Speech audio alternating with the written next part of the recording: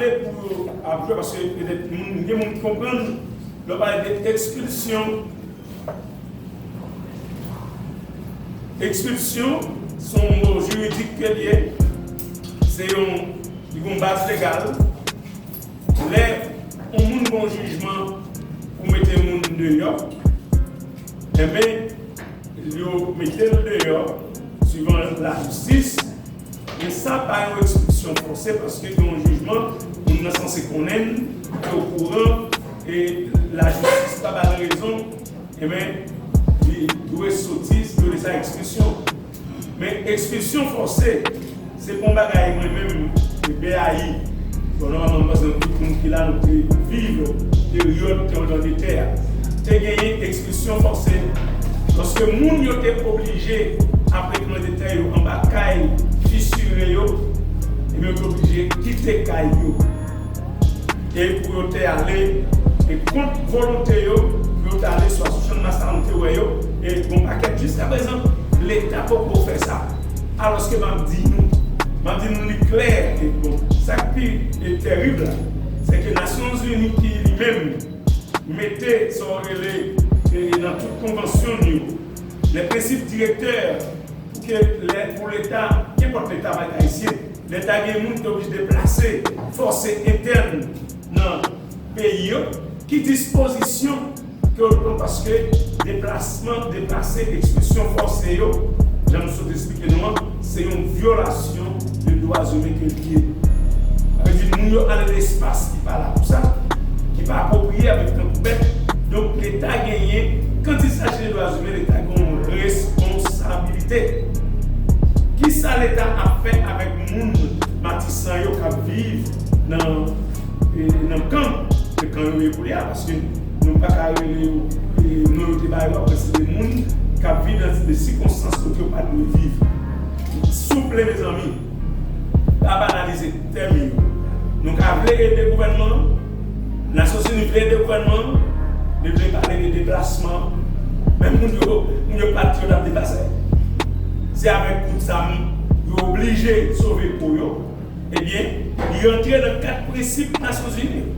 Que les Nations Unies doivent dénoncer et demander l'État haïtien parce qu'ils dit, quelle que soit la cause qui t'a fait un déplacement interne ou bien expulsion forcée qui va dans là, eh bien, il doit considérer une violation grave des droits humains. Donc, violation ça, l'État doit haïtien doit devenir que l'État. Donc, même tirer ça, c'est bon, ils sont des pieds dans des termes, c'est pas de protection contre les expulsions forcées. Et l'État connaît parce que l'État haïtien signé, et à telle enseigne, nous faisons pas fait procès, nous avons fait une pétition contre l'État haïtien pour les gens qui sont dans le camp et chasser des canards sauvages. Eh bien, la Commission américaine des droits humains prend une mesure de précaution, demander l'État pour respecter les principes directeurs et puis tout protéger les gens pour les déplacer à cause de l'Angleterre. Donc, nous ne pas quitter des journalistes ou bien des organisations internationales, des Nations Unies, pour les États-Unis banaliser les bagailles parce que nous avons toutes les bagailles qui sont des droits humains pour les États-Unis, pour la France, mais nous ne parlons pas de droits humains pour Haïti. Donc nous ne pouvons pas permettre ça. Donc nous allons continuer à créer les bagailles, mais nous voulons que tout le monde connaisse les gens matissant, les gens fontamaraï, et l'autre tout, parce que matin, pendant mon travail pour préparer le financement, je m'attendais à des gens handicapés qui sont sous piste là, semblaient déplacés. Donc, il faut nous garder pour nous, dans quelles conditions déplacer, est-ce que vous respectez les droits, côté vous mettez, et côté vous pour vivre là. Donc, c'est la presse qui a une responsabilité pour aider l'organisation de la journée et cléonner ou même pour que l'État haïtien respecte les droits humains. Contrairement à un qui limitait l'opération Fédération Gang GDF, à une question affrontement dans la gang situation chaotique téléguidée ça, c'est apparence d'une guerre qui est plus profonde. C'est oligarchie économique à pouvoir criminel qui a fait guerre contre détermination peuple haïtien gagner pour craser, fini avec le système pesé sous ça. Et guerre oligarchie ça, oligarchie économique là, à pouvoir criminel et HTK contre masse, ça veut dire descendants Bossalio joignent support sans faille les États-Unis, Nations Unies, avec politiciens posés, débat ordonné. Suivez mon regard, nous comprenons ça me dire. Dans ce sens, BAI a fait appel à vigilance population. Et puis rappelez-vous, une autre fois encore, politiciens débat ordonné qui est les têtes d'opposition modérée. C'est un petit groupe volant, sans conscience patriotique, qui ont bon apatride, qui a fait tout l'impérialiste là, qui contre les revendications massives. Il soit montré à clair, États-Unis, c'est un pays qui fait pays d'Haïti plus mal. Qui donc, un pays qui toujours combat l'indépendance pays d'Haïti et l'indépendance politique nous. Ils ne pas nous émanciper, ça veut dire pour nous diriger tête nous-mêmes et nous voter et pour accepter le vote nous, même si les gens pas limité. Ils ne sont pas d'accord avec ça. Donc, on finit. Les clairs pour BAI, je ne dis pas, politique doit couper fâché avec pratique avec les États-Unis. Nous clairs, politique doit couper fâché avec rester avec les États-Unis.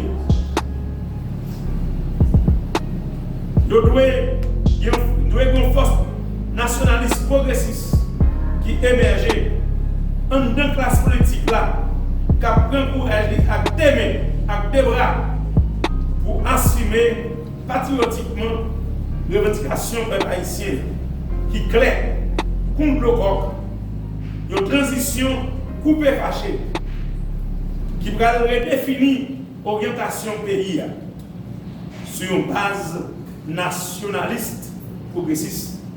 Mais qui c'est simple. Ça va exprimer clairement. Que ce soit dans craser le référendum, que ce soit dans l'élection, dans craser tout. Et bien, le peuple là, clair, pas de route, pas bois, une transition coupée fâchée qui va redéfinir orientation pays sur une base nationaliste progressiste. Vive autonomie, bataille massive. Vive une direction politique nationaliste progressiste qui paraît avec impérialiste raciste américain. La honte pour politiciens posés n'est pas ordonné machin de pays. Merci. Donc, on va pas faire notre situation plus temps parce que c'est les Nations Unies définies et demander tout l'État qui se membre des Nations Unies qui a signé pour protéger les droits de l'homme parce que son violation des droits humains que les objets forcés et ouais, l'expulsion forcée à gens ça s'est passé vers les 5 ans. Ils comptent faire de l'autre côté pour le tremblement de terre. C'est une violation de droits. Donc l'État a une obligation pour lui même pour faire en sorte qu'il doit nous respecter. Donc c'est notre bataille ça et nous malheureusement nous continuons notre bataille avec nos Canadiens. Nous pensons que ça a fini. Malgré nos Nations Unies qui là, qui ouvrent la ça. Mais ça veut dire que c'est haïtien. C'était américain qui était sous Canada, qui était tout à fond. Si c'était Canadien qui était dans centre la foi, de l'État dit au droit, l'État dit c'est forcé et l'État canadien a pris responsabilité. Je ne veux pas dire rien. Oui, c'est pas taille, nous ne pas 15 ans, nous pas dans personne. C'est la dialectique de la parole que nous c'est les lois nationales et internationales qui ont été signées et ratifiées. Et ça fait matin. Le ministre de la Justice et de la Sécurité publique, un acquis dans la lutte acharnée contre la détention préventive prolongée, qui est un mal et un accroc contre le respect des droits humains. C'est en effet l'un des axes prioritaires du ministre de la Justice et de la Sécurité publique depuis son arrivée à la tête du ministère. En ce sens, mesdemoiselles, mesdames et messieurs, nous vous prions de bien vous disposer afin de suivre, sans en manquer un morceau, cette grande de la justice et de la sécurité publique, messieurs les commissaires du gouvernement de Port-au-Prince et de la Croix des Bouquets,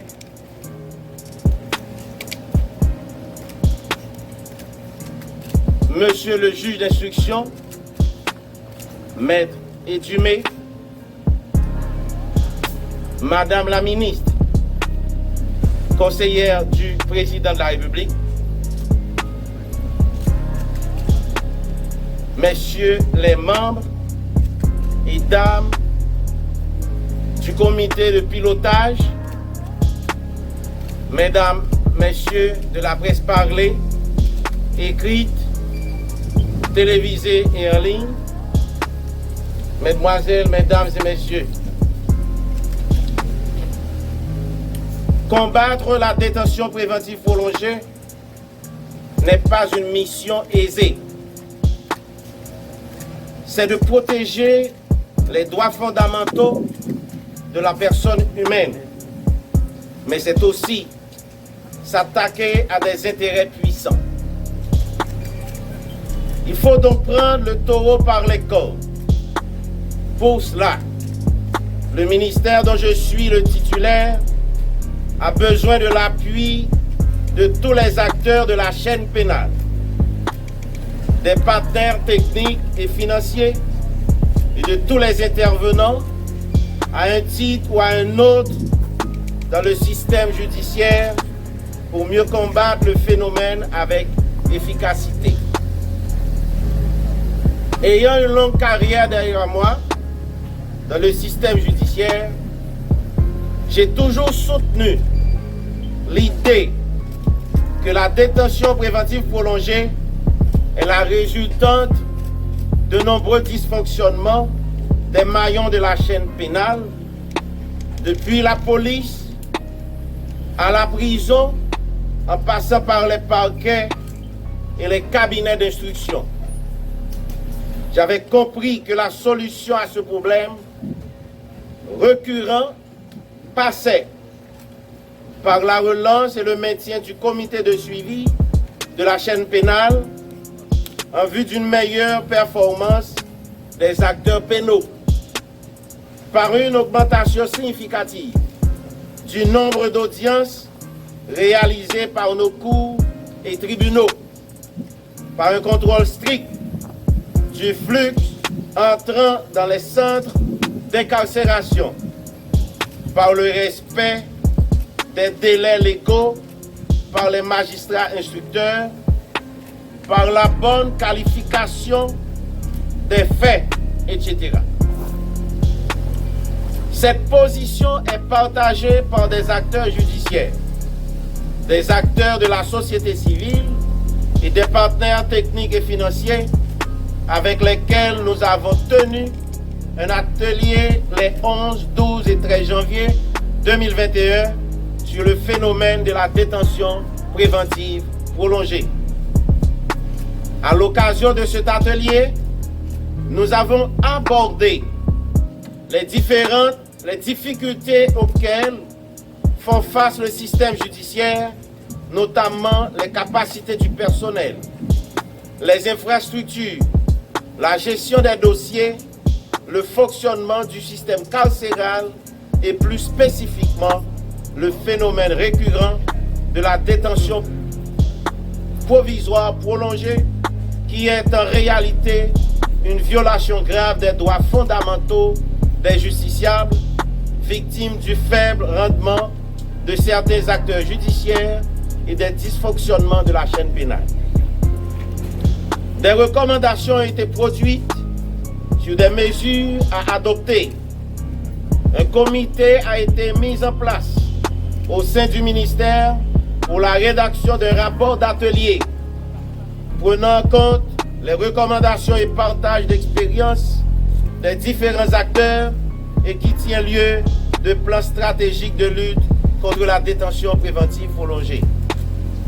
De plus, un comité de pilotage et de suivi a été constitué.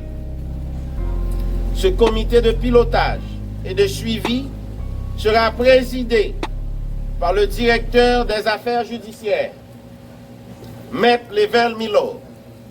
Ce dernier sera accompagné dans cette noble mission par un membre de mon cabinet particulier chargé des dossiers pénaux, Maître Wally Mérizier. Le directeur des affaires juridiques, Maître Jean-Falière Bazelet. Le représentant du service des greffes et des parquets, Maître Jean-Robert Dorsey. La représentante du service de l'inspection judiciaire, Maître Marie-Marc Gracieux. Un représentant du Conseil national d'assistance légale, Sénal, et du service de la détention, Maître Genel Pierre.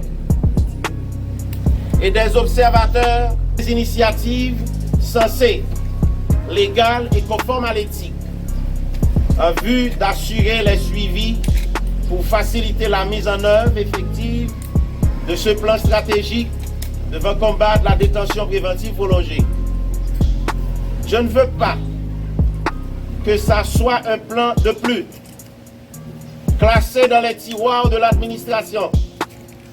En ma qualité de ministre de la Justice et de la Sécurité publique, je veux et j'exige, Madame, Messieurs, que le taux de la population carcérale en situation de détention préventive prolongée soit considérablement réduit, conformément à la politique pénale du gouvernement et à la commande du président de la République, son Excellence Jovenel Moïse. Je vous préviens, votre performance sera évaluée sur votre capacité à rencontrer les acteurs pénaux, à prendre des initiatives et à faire tous les suivis pour mettre en œuvre le plan.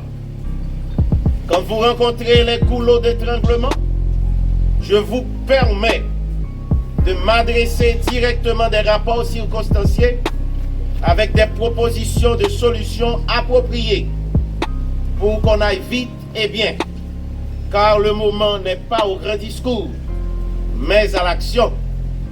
Trop de justiciables pourrissent en maison d'arrêt sans avoir été jugés. C'est inacceptable dans un état de droit. Je profite aussi de l'occasion pour lancer un appel solennel aux magistrats instructeurs. Respectez les délais légaux pour rendre vos ordonnances sur les dossiers. Ne laissez pas de pauvres justiciables en maison d'arrêt sur votre conscience.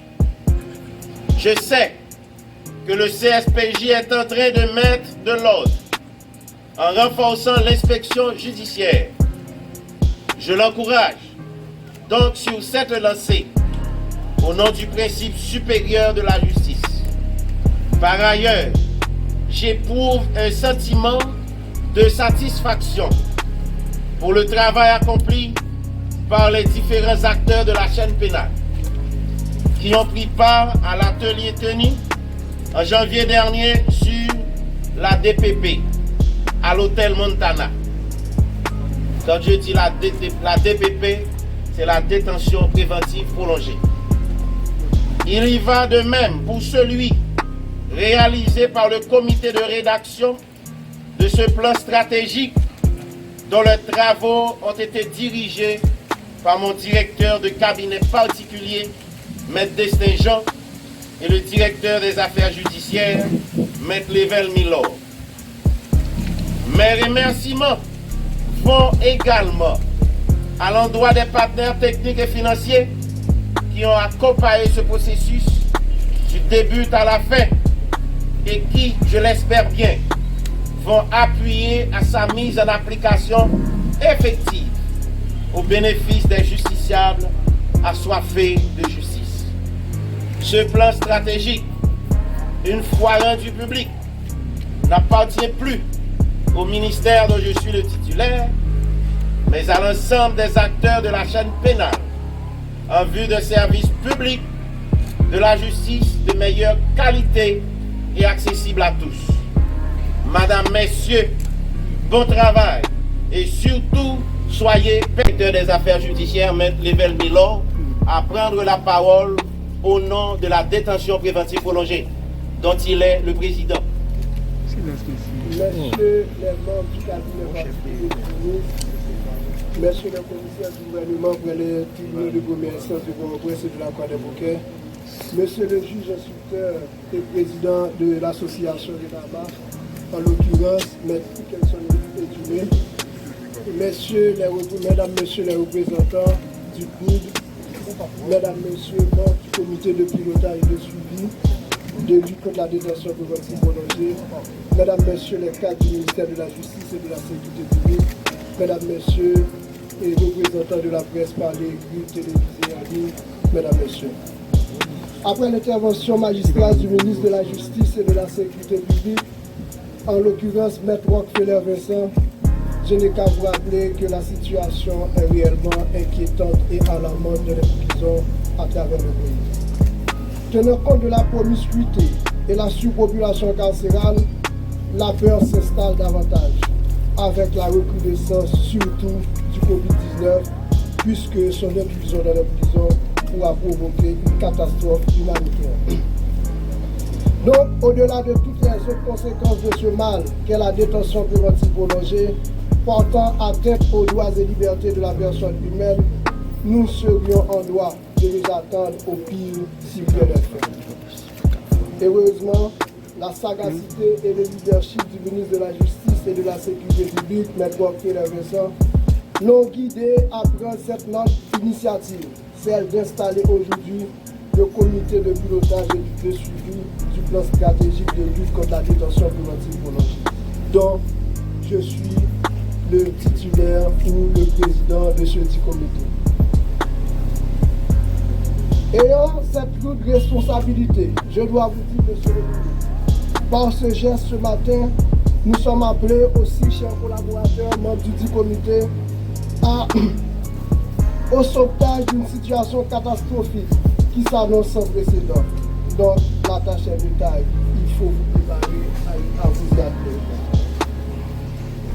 Toutefois, nous avons aussi l'occasion, mesdames, messieurs, membres du comité, de nous prouver